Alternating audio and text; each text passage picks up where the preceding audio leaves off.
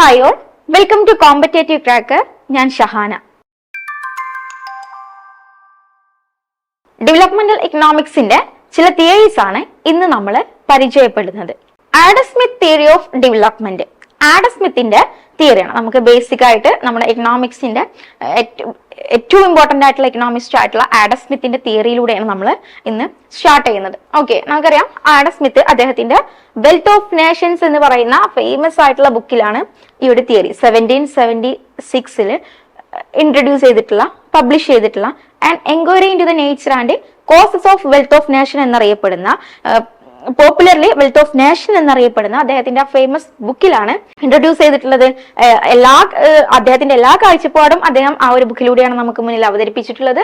അതുപോലെ തന്നെ ഡെവലപ്മെന്റൽ ഇക്കണോമിക്സുമായിട്ട് ബന്ധപ്പെട്ടിട്ടുള്ള ഈ തിയറിയും അദ്ദേഹത്തിലൂടെയാണ് നമുക്ക് കിട്ടുന്നത്. Okay, most important aspect of this book was theory of economic development. The main points of the theory as under. ഇതിന്റെ മെയിൻ പോയിന്റ്സ്, ഈ തിയറിയുമായി ബന്ധപ്പെട്ടിട്ടുള്ള ആഡം സ്മിത്തിന്റെ പോയിന്റ്സ് നമുക്കൊന്ന് പരിചയപ്പെടാം. Natural law. ഡെവലപ്മെന്റൽ ഇക്കണോമിക്സുമായി ഡെവലപ്മെന്റുമായി ബന്ധപ്പെട്ട് അദ്ദേഹം മുന്നോട്ട് വെക്കുന്ന ഒന്നാമത്തെ പോയിന്റ് എന്ന് പറയുന്നത് നേച്ചുറൽ ലോ ആണ്. Adam Smith proposed natural law in economic affairs. Freedom of action brings out the best of an individual which increases society wealth and progress. അപ്പോൾ ആഡം സ്മിത്ത് പ്രപ്പോസ് ചെയ്യുന്ന നാച്ചുറൽ ലോ ആണ്. അതായത് freedom of action main important point ആണ്. Freedom of action brings out the best of an individual which increases society wealth and progress. Opposed any government intervention in industry and commerce.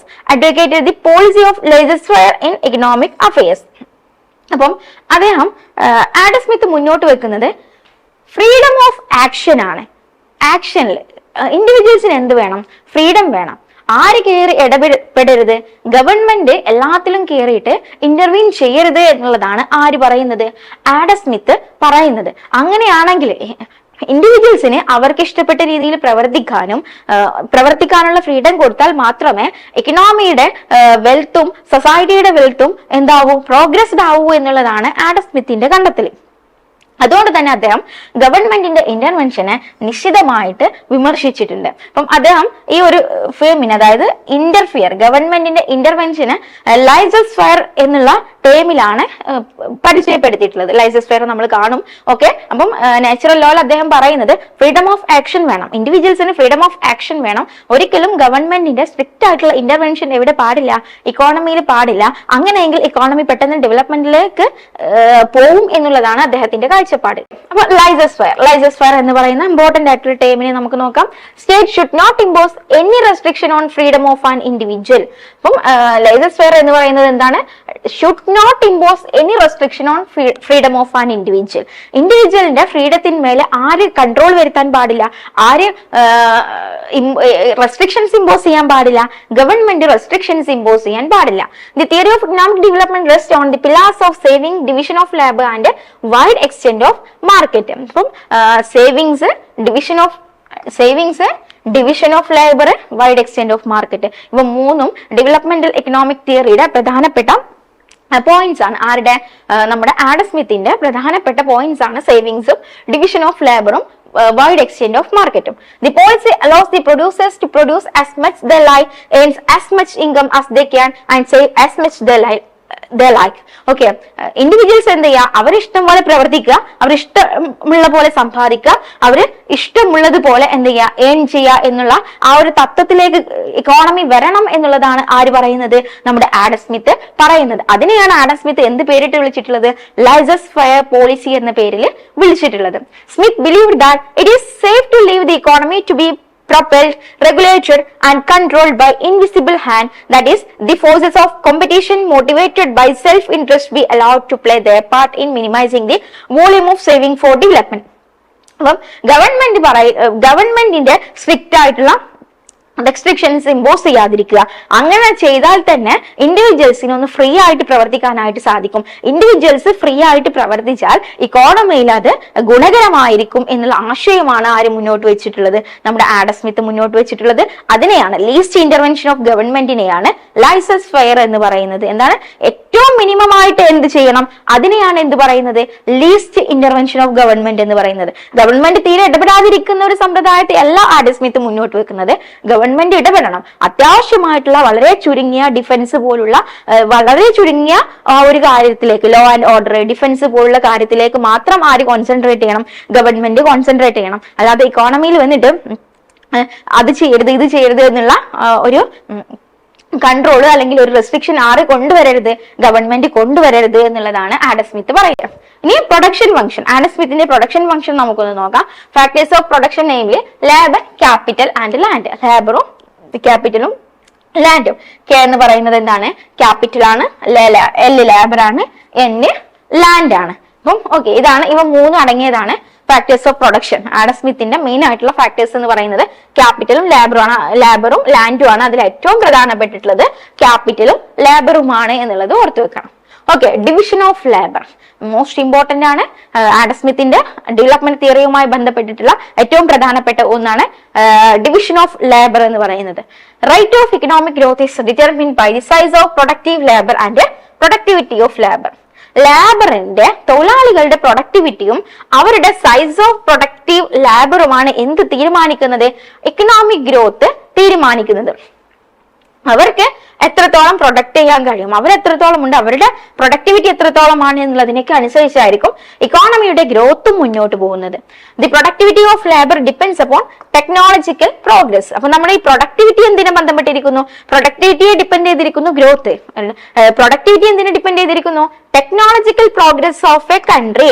ഒരു country എത്രത്തോളം technologically advanced ആണ് അതിനെ base ചെയ്തിരിക്കും ഓരോ ലേബേഴ്സിന്റെയും productivity. Depends upon the division of labour. ഇത് division of ലേബറിനെ depend ചെയ്തിരിക്കും. അപ്പം ഈ ഒരു ടെക്നോളജിക്കൽ പ്രോഗ്രസ് എന്തിനെ ഡിപ്പെൻഡ് ചെയ്തിരിക്കും? ഡിവിഷൻ ഓഫ് ലേബറിനെ ഡിപ്പെൻഡ് ചെയ്തിരിക്കും. This division of labour becomes the true dynamic force in Adam Smith theory of growth. ഏറ്റവും ഡൈനാമിക് ആയിട്ടുള്ള ഒന്നാണ് എന്ത്? ഡൈനാമിക് ഫോഴ്സ് ആണ് എന്ത്? ഡിവിഷൻ ഓഫ് ലേബർ എന്ന് പറയുന്നത്. Point out 3 benefits of division of labour. Adam Smith പറയുന്നത് ഇങ്ങനെ ഡിവിഷൻ ഓഫ് ലേബർ കൊണ്ട് എന്താണ് 3 ബെനിഫിറ്റ്സ് ഉണ്ട്. ഏതൊക്കെയാണ് 3? Increase of dexterity of workers, saving time required to produce commodity, invention of better machines and equipment. ഇതൊക്കെ സാധ്യമാകുന്ന രീതിയിലാണ് എന്ത്? ഡിവിഷൻ ഓഫ് ലേബർ സംഭവിക്കുന്നത് എന്നുള്ളതാണ് ആഡം സ്മിത്ത് മുന്നോട്ട് വെക്കുന്നത്. ഓക്കെ, അതുപോലെ തന്നെ ഡിവിഷൻ ഓഫ് ലേബർ പോലെ തന്നെ എക്കണോമിക് ഗ്രോത്ത്, ആഡം സ്മിത്തിന്റെ ഗ്രോത്ത് തിയറിയുമായി ബന്ധപ്പെട്ട മറ്റൊരു ഇമ്പോർട്ടന്റ് പോയിന്റ് ആണ് capital accumulation. The growth is functionally related to rate of investment. Capital stock consists of goods for maintenance of productive workers. Productive workersന്റെ maintenance ഗുഡ്സും, goods for helping the workers in their productive activities. Productive ആക്ടിവിറ്റീസിൽ അവരെ help ചെയ്യുന്ന ഗുഡ്സും ഒക്കെ കൂടിയിട്ടുള്ളതാണ് എന്ത്? Capital stock എന്ന് പറയുന്നത്. ഈ ക്യാപിറ്റൽ സ്റ്റോക്ക് എന്തുമായി റിലേറ്റ് ചെയ്തിരിക്കുന്നു? റേറ്റ് ഓഫ് ഇൻവെസ്റ്റ്മെന്റുമായിട്ട് റിലേറ്റ് ചെയ്തിരിക്കുന്നു. Adam Smith distinguished between non capital circulating capital and fixed capital goods. അപ്പൊ Adam Smith non capital goods എന്നും സർക്കുലേറ്റിംഗ് ക്യാപിറ്റൽ എന്നും ഫിക്സ്ഡ് ക്യാപിറ്റൽ ഗുഡ്സ് എന്നും ക്യാപിറ്റൽ ഗുഡ്സിനെ ക്ലാസിഫൈ ചെയ്തിട്ടുണ്ട്. അപ്പം ആഡം സ്മിത്തിന്റെ അഭിപ്രായത്തിൽ 3 തരം ക്യാപിറ്റൽ ഗുഡ്സ് ഉണ്ട്. ഏതൊക്കെയാണ്? നോൺ ക്യാപിറ്റൽ ഉണ്ട്, സർക്കുലേറ്റിംഗ് ക്യാപിറ്റൽ ഉണ്ട്, ഫിക്സ്ഡ് ക്യാപിറ്റൽ ഗുഡ്സ് ഉണ്ട്. Okay, which are useful directly and immediately to their owner. Fixed capital goods which are directly used in production process without changing the hands. അപ്പം നമ്മുടെ non capital goods എന്ന് പറയുന്നത് എന്താണ്? Which are useful directly and immediately to their or fixed capital goods. അപ്പം immediately ആയിട്ടും directly use ചെയ്യാൻ പറ്റുന്ന goods ആണ് ഏതിൽ വരുന്നത്? നമ്മുടെ നോൺ ക്യാപിറ്റൽ ഗുഡ്സിൽ വരുന്നത്. അപ്പൊ ഫിക്സ്ഡ് ക്യാപിറ്റൽ എന്ന് പറയുമ്പോൾ എന്താണ്? ഓൾ ദ മീൻസ് ഓഫ് പ്രൊഡക്ഷന്റെ എല്ലാ മീൻസും ഏതിൽ അടങ്ങിയിട്ടിരിക്കും? ഫിക്സ്ഡ് ക്യാപിറ്റലിൽ അടങ്ങിയിട്ടുണ്ടാവും. ഇനി പ്രോസസ് ഓഫ് ഗ്രോത്ത്. ആഡം സ്മിത്തിന്റെ പ്രോസസ് ഓഫ് ഗ്രോത്ത് എങ്ങനെയാണ്? ഗ്രോത്ത് പ്രോസസ് എന്ന് പറയുന്നത് ക്യുമുലേറ്റീവ് ആയിട്ടുള്ള ഒരു ഒന്നാണ്. അതായത് division of labour made possible by accumulation of capital and expansion of market increases national income and output which in turn facilitates saving and further investment. ഇതൊരു cycle wise ആയിട്ടുള്ള ഒരു activity ആണ്, ഒരു ക്യുമുലേറ്റീവ് ആയിട്ടുള്ള ഒരു ആക്ടിവിറ്റി ആണ്. ആദ്യം എന്ത് സാധ്യമാക്കണം? ഡിവിഷൻ ഓഫ് ലേബർ സാധ്യമാക്കണം. അങ്ങനെ division of labour accumulation of capital. അപ്പോൾ division of labor made possible by accumulation of capital and expansion of market increases national income. അപ്പം accumulation of capitalum expansion of marketum division of laborും എന്തിലേക്ക് lead ചെയ്യിപ്പിക്കും? National ഇൻകത്തിലേക്കും national income ഔട്ട്പുട്ടിന്റെ ഇൻക്രീസസിലേക്കും lead ചെയ്യിപ്പിക്കും. ഇത് പിന്നീട് സേവിങ്സും ഫർദർ ഇൻവെസ്റ്റ്മെന്റ് വരികയും വീണ്ടും ഈ ഒരു സൈക്ലിക്കൽ ആക്ടിവിറ്റി പോലെ ഇത് തുടർന്നു കൊണ്ടുപോവുകയും ചെയ്യും. അപ്പം നാഷണൽ ഇൻകം ഇൻക്രീസ് ചെയ്താൽ ഒബ്വിയസ്ലി അവിടെ സേവിംഗ് കൂടുന്നു, ഇൻവെസ്റ്റ്മെന്റ് കൂടുന്നു, വീണ്ടും അത് നാഷണൽ ഇൻകത്തിന്റെ ഇൻക്രീസിലേക്ക് പ്രോഫിറ്റിന്റെ ഇൻക്രീസിലേക്കൊക്കെ വരണം. In this way, economic development rises higher and higher, but this progressive state is not endless. ഇതെന്തല്ല, എൻഡ്ലെസ് ആയിട്ടുള്ള ഒന്നല്ല, ഇതിന് എന്തുണ്ടാവും? ഒരു എൻഡ് ഉണ്ടായിരിക്കും. It ultimately leads to stationary state. ഇതിന്റെ എൻഡിനെയാണ് എന്ത് പറയുന്നത്?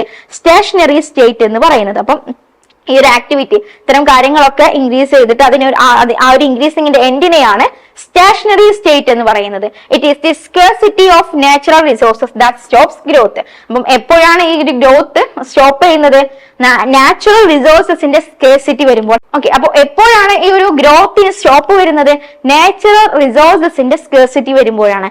നാച്ചുറൽ റിസോഴ്സസ് നമുക്ക് ലഭ്യമായ രീതിയിൽ, ആവശ്യമായ രീതിയിൽ അവൈൽ അല്ലാതിരിക്കുന്ന സമയത്താണ് എന്ത് വരുന്നത്? ഈ ഒരു ഗ്രോത്തിന് സ്റ്റോപ്പ് വരുന്നത്. ആ ഒരു സ്റ്റോപ്പിനെയാണ് എന്ത് പറയുന്നത്?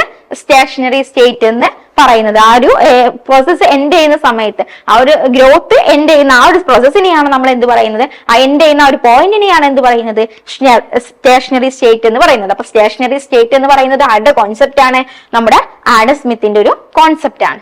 Okay, the competition for employment reduces wages to subsistence level and competition among the business brings profit at as a low level as possible. അപ്പോൾ ഈ ഒരു സ്റ്റേഷനറി സ്റ്റേറ്റിൽ എന്തെല്ലാം സംഭവിക്കും?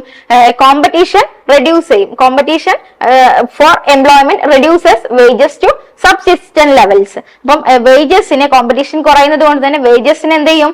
സബ്സിസ്റ്റൻസ് ലെവലിലേക്ക് നിൽക്കും. അതായത് വേജസ് ഒരു താഴെ ലെവലിൽ വന്ന് നിൽക്കും. അതുപോലെ തന്നെ businessman brings profit at as a low level as possible. ഏറ്റവും ചെറിയ രീതിയിലുള്ള, ഏറ്റവും ലോ ലെവലായിട്ടുള്ള ഒരു പ്രോഫിറ്റ് ആയിരിക്കും ആർക്ക് കിട്ടുന്നത്?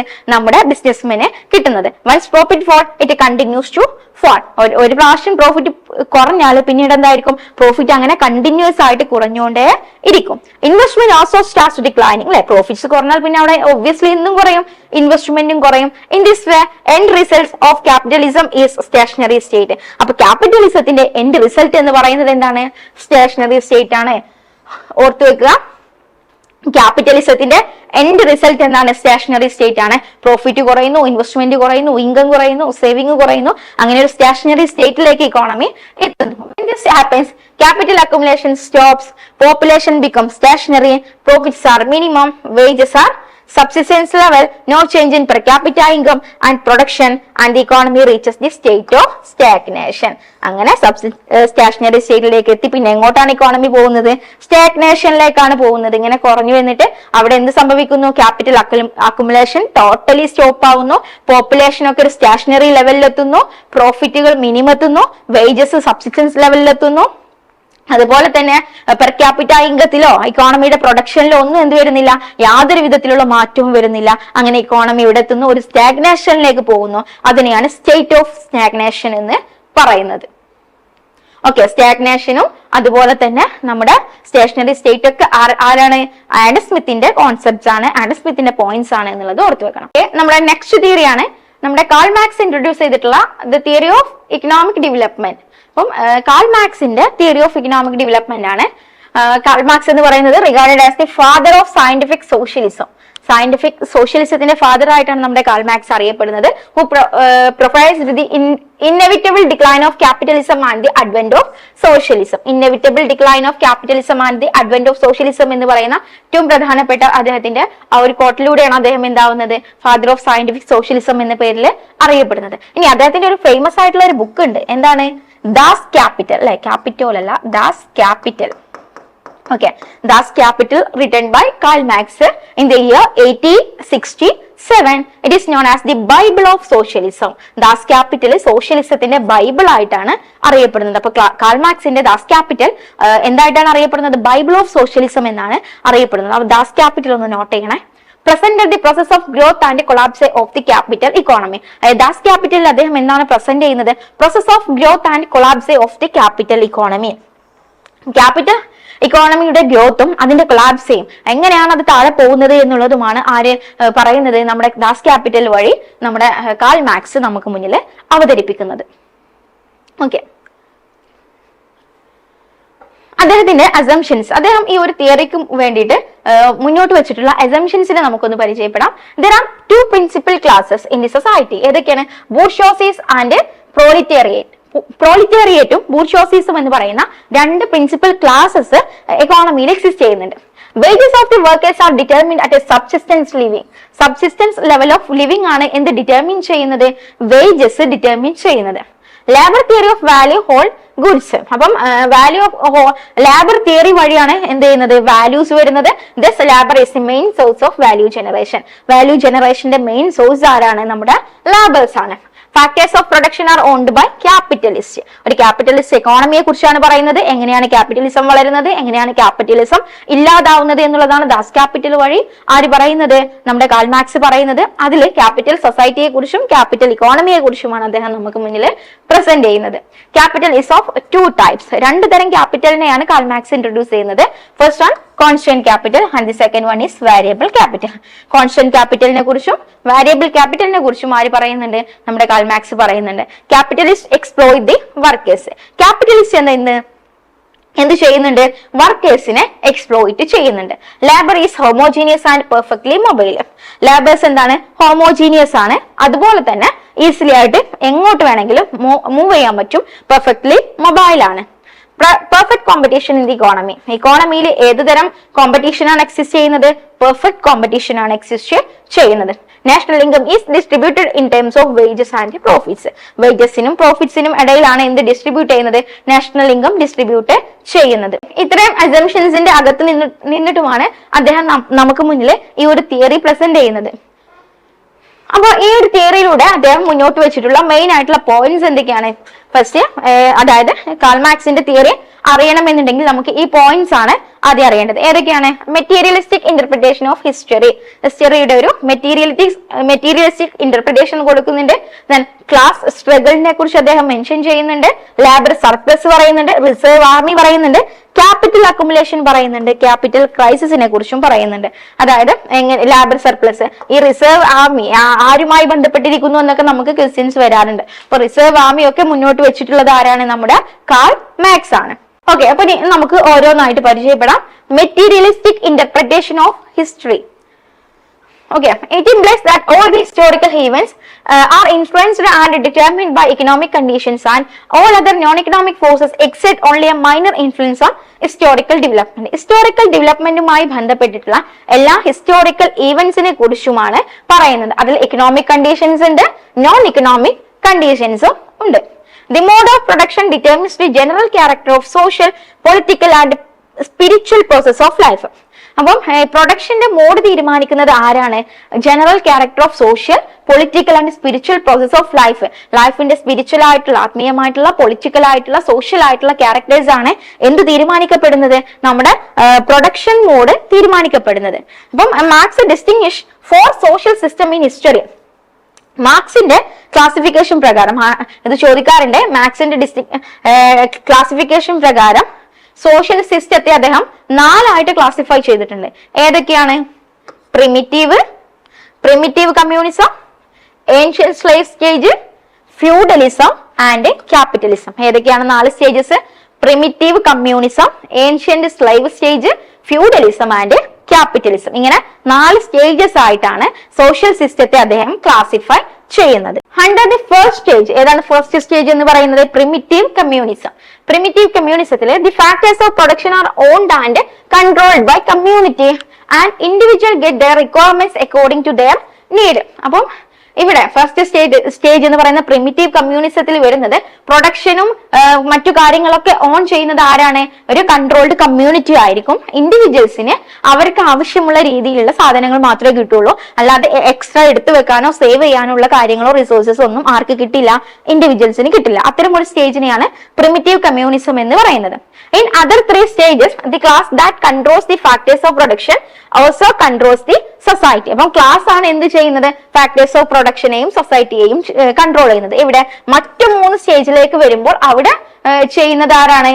ക്ലാസ്സുകളാണ്. ഓരോ ക്ലാസ്സസ് ഉണ്ട് സമൂഹത്തിൽ. ആ ക്ലാസ്സുകളാണ് എന്ത് ചെയ്യുന്നത്? ഫാക്ടേഴ്സ് ഓഫ് പ്രൊഡക്ഷനെയും അതുപോലെ തന്നെ സൊസൈറ്റിയുടെ ആക്ടിവിറ്റീസിനെയും കൺട്രോൾ ചെയ്യുന്നത്. അതേസമയം പ്രിമിറ്റീവ്ലി വരുമ്പോൾ അവിടെ എന്താണ്? കമ്മ്യൂണിറ്റീസ് ആണ് അവിടെ കൺട്രോൾ ചെയ്യുന്നത്.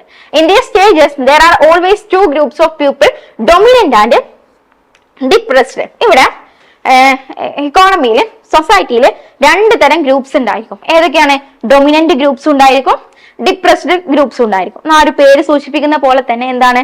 മെയിൻ ആയിട്ട് നിൽക്കുന്ന ആൾക്കാരും അവരെ എക്സ്പ്ലോയിറ്റ് ചെയ്തിട്ട് അവരെ അടിച്ചമർത്തിയിട്ട് നിൽക്കുന്ന അടിച്ചമർത്തപ്പെട്ട വിഭാഗങ്ങളും ഉണ്ടായിരിക്കും, അവരെ അടിച്ചമർത്തുന്ന ഡൊമിനന്റ് ആയിട്ടുള്ള വിഭാഗങ്ങളും ഉണ്ടായിരിക്കും. It is the domination of one group of people over the other which create tensions and conflicts. അപ്പം എപ്പോഴും ഡൊമിനൻസ് ഡിപ്രസ്ഡ് ക്ലാസിന്റെ മേൽ മേധാവിത്വം പുലർത്തുകയും അതിന്റെ ഭാഗമായിട്ടാണ് കോൺഫ്ലിക്ട്സും ടെൻഷൻസ് ഒക്കെ ഇക്കോണമിയിലും സൊസൈറ്റിയിലും ഒക്കെ ഉണ്ടാവുന്നത് എന്നുള്ളതുമാണ് ആര് പറയുന്നത്? കാൾ മാർക്സ് പറയുന്നത്. തിയറി ഓഫ് ക്ലാസ് സ്ട്രഗിൾ അല്ലെ, നമ്മുടെ കാൾ മാർക്സ് മുന്നോട്ട് വെച്ചിട്ടുള്ള പോയിന്റ് ആണ് തിയറി ഓഫ് ക്ലാസ് സ്ട്രഗിൾ എന്ന് പറയുന്നത്. Marks is divided into 2 sections of classes. നേരത്തെ കണ്ട പോലെ തന്നെ ക്ലാസസിനെ 2 സെക്ഷൻസ് ആയിട്ട് തിരിച്ചിട്ടുണ്ട്. Rich and poor. റിച്ച് എന്താണ്?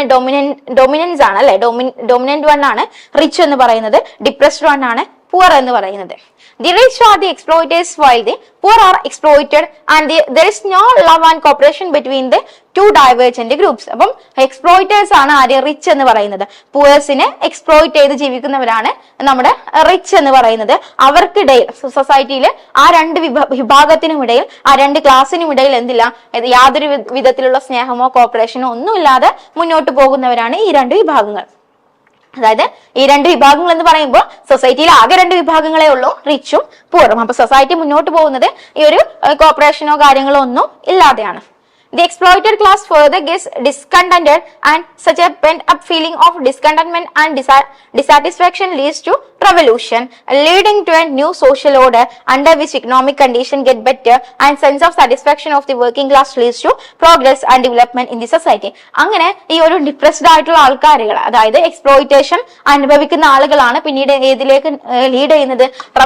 റെവല്യൂഷനിലേക്ക് ലീഡ് ചെയ്യുന്നത് അല്ലെ. തങ്ങളുടെ അവസ്ഥ മനസ്സിലാക്കിയിട്ട് ഈ ഒരു കണ്ടീഷനിൽ നിന്നും ചേഞ്ച് വേണം എന്ന് പറഞ്ഞിട്ട് പോകുന്നവരാണ് ആര്? നമ്മുടെ അടിച്ചമർത്തപ്പെട്ട വിഭാഗങ്ങൾ. അവരങ്ങനെ എന്ത് ചെയ്യും? അവരുടെ അവകാശങ്ങൾ നേടിയെടുക്കാനായിട്ട് പോകും. അങ്ങനെ റെവല്യൂഷനിലേക്ക് ലീഡ് ചെയ്യും. ആ റെവല്യൂഷൻ എക്കണോമിക് കണ്ടീഷനെ തന്നെ മൊത്തത്തിൽ മാറ്റിമറിക്കും. അങ്ങനെ ബെറ്റർ ആയിട്ടുള്ള ഒരു അറ്റ്മോസ്ഫിയർ, ബെറ്റർ ആയിട്ടുള്ള ഒരു സാറ്റിസ്ഫാക്ഷൻ ആയിട്ടുള്ള ഒരു വർക്കിംഗ് കണ്ടീഷനൊക്കെ അവിടെ നിലവിൽ വരികയും അത് സൊസൈറ്റിയുടെ എക്കണോമിയുടെ ഡെവലപ്മെന്റിലേക്കും പ്രോഗ്രസിലേക്കും ഒക്കെ ലീഡ് ചെയ്യും എന്നുള്ളതാണ് ഈ ഒരു തിയറി ഓഫ് ക്ലാസ് സ്ട്രഗിൾ വഴി കാൾ മാർക്സ് മുന്നോട്ട് വെക്കുന്നത്. ഓക്കെ, അപ്പം നമ്മൾ കാൾ മാർക്സിന്റെ അത്യാവശ്യം ചില പോയിന്റ്സ് നമ്മൾ പരിചയപ്പെട്ടു. ഇനി ബാക്കി നമുക്ക് അടുത്തൊരു പാർട്ടിൽ കാണാം.